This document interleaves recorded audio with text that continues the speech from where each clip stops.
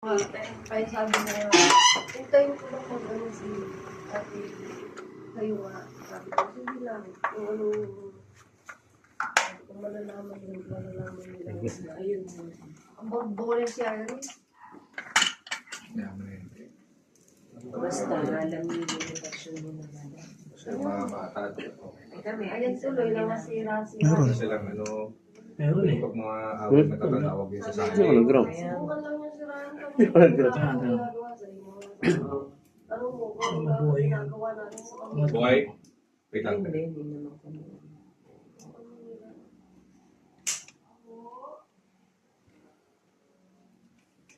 Meron.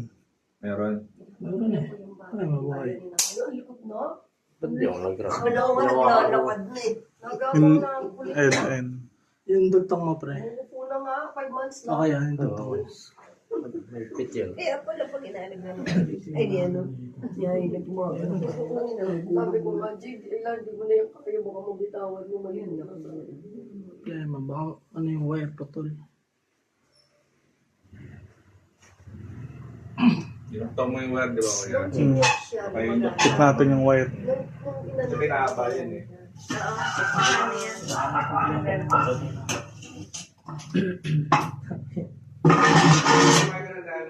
Then check mo muna yan. Ikaw alam niyo. Kare-kare, masarap eh. Kari-kari na ubus na. Pinainit ko kanina dalawang yung paa. Oo, masarap yun. Pero eh.